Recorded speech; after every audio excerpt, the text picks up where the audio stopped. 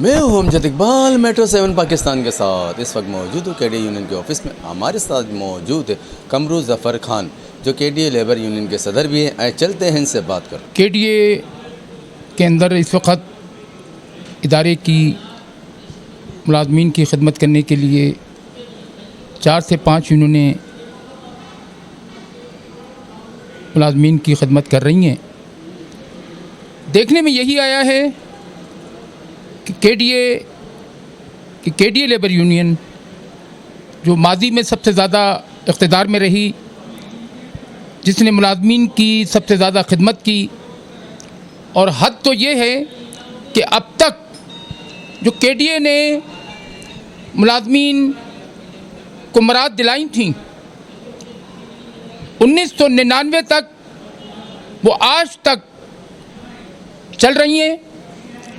अभी तक किसी यूनियन ने केडीए मुलाज़मीन को कोई मराद नहीं दिलाई। मौजूदा सीबीए मजदूर यूनियन जो अपने इक़्तिदार के सीबीए के दिन पूरे कर चुकी है, उसके बावजूद अपनी नाअहली, अपनी कुंज़हनी की वजह से अपना चार्ट ऑफ डिमांड मंजूर न करा सकी। उसमें क्या वजूहात थीं, उसके क्या अवामिल थे?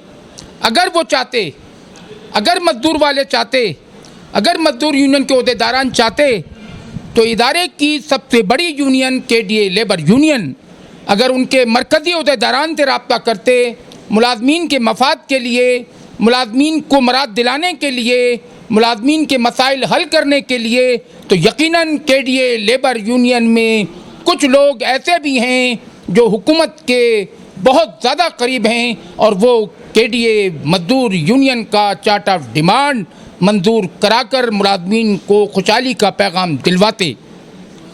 केडीए लेबर यूनियन की ये रिवायत रही है कि हर दौर में, चाहे वो इक़्तिदार में हो, चाहे वो अपोजिशन में हो, वो अपने इदारे के मुलाज़मीन की खिदमत दिल से, तहे दिल से और उनकी परेशानियों को इजाला करती है। केडीए लेबर यूनियन का ये कारनामा है कि जो अब तक इदारे के मुलाज़मीन को मिल रहा है, chart of demand, technical allowance और भर्तियाँ, सन कोटा, ये केडीए लेबर यूनियन का एक बहुत बड़ा कारनामा था कि केडीए लेबर यूनियन रिटायर्ड होने वाले मुलाज़मीन, मरने वाले मुलाज़मीन के बच्चों को फौरी तौर पर भर्ती कराती थी। ये केडीए का बहुत बड़ा कारनामा था। केडीए लेबर यूनियन इंशाअल्लाह अगर